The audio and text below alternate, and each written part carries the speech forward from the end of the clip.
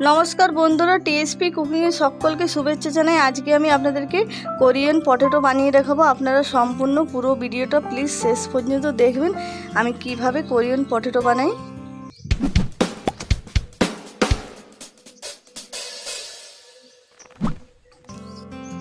और Korean potato बानानोर जोन्नो देखुन आमी एखाने निয়েছি आलुर खोसा खूब भालो करे छाड़िए परिष्कार करे धुए निয়েছি। एबारे आलुटा এইভাবে ছোট করে কেটে নেব।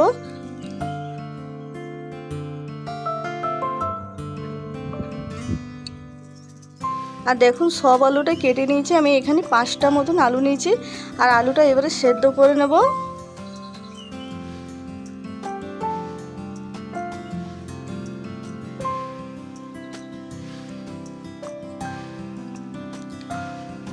আর এবারে আলুটা দেখে নেব সেদ্ধ হয়েছে কিনা। আর আলুটা দেখুন খুব সুন্দর সেদ্ধ হয়ে গেছে। এবারে আলুটা একটা পাত্রের মধ্যে আমি ঢেলে নিচ্ছি আর আলুটা ভালো করে ঠান্ডা করে নেব। আর আলুটা ভালো করে ঠান্ডা করে নিয়েছি। এবারে আলুটা ভালো করে মেখে নেব। আলুটা দেখুন খুব সুন্দর মাখানো হয়ে গেছে। এবারে এর মধ্যে দিয়ে দেব পরিমাণ মতো নুন আর দিয়ে দিচ্ছি কর্নফ্লাওয়ার। আর এবারে ভালো করে মেখে নেব। আমি 5 চামচ মতন কর্নফ্লাওয়ার দিয়েছি আর ভালো করে মাখানো হয়ে গেছে দেখুন।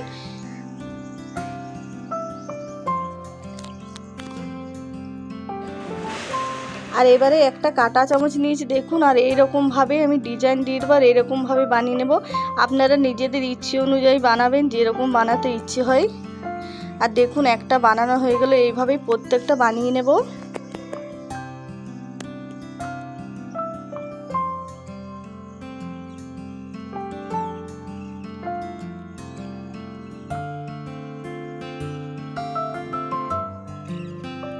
আর দেখুন একে একে সবগুলোই বানানো হয়ে গেল।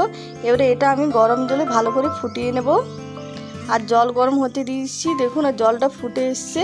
এবারে দিয়ে দিচ্ছি আর 1-2 মিনিট ফুটিয়ে নেব, খুব বেশি ফোটাবো না। আর দেখুন 1-2 মিনিট ফুটিয়ে নিয়েছি। এবারে আমি ছেঁকে নেব। আর এটা ছেঁকার পরে বরফ ফ্রিজের ঠান্ডা বরফ জলে দিয়ে দেবো। আর বরফ জলে দেওয়ার পরে 5 মিনিট রেখে দেবো এটা।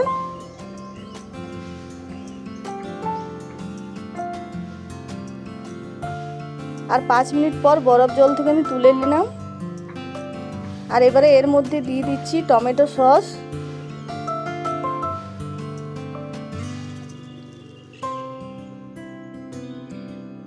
আর এবারে দিয়ে দিচ্ছি শুকনো লঙ্কার গুঁড়ো, হালকা দানা দানা রেখেছি দেখুন এইরকম দিতে হবে।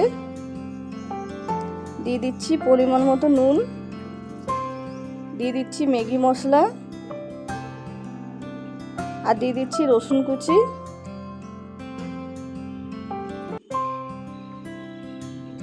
আর এবারে ভালো করে মিশিয়ে নেব। ভালো করে মিশিয়ে নিলেই হয়ে গেল কোরিয়ান পটেটো। আজকাল এটা বাজারে খুবই উঠেছে, ছোট থেকে বড় সবাই খুব পছন্দ করছে রেসিপিটা। তাই আমি আজকে আপনাদেরকে বাড়িতে খুবই সহজ সরলভাবে বানিয়ে দেখালাম। আর দেখুন দেখতে কত সুন্দর হয়েছে আর খেতেও খুবই ভালো হয়েছিল। বন্ধুরা আজকের ভিডিওটা পছন্দ হলে প্লিজ লাইক শেয়ার কমেন্ট করবেন। আর যারা নতুন দেখছেন তারা অবশ্যই আমার চ্যানেলটা সাবস্ক্রাইব করে নেবেন। আর এটা বাড়িতে আজ আমি প্রথম বানিয়েছিলাম আর বাচ্চারা খুবই খুশি হয়ে খেয়েছে। আর আপনারাও এভাবে বানিয়ে খাওয়াবেন আপনাদের বাচ্চাকে, বাচ্চারা খুবই খুশি হয়ে খেয়ে নেবে এই রেসিপিটা।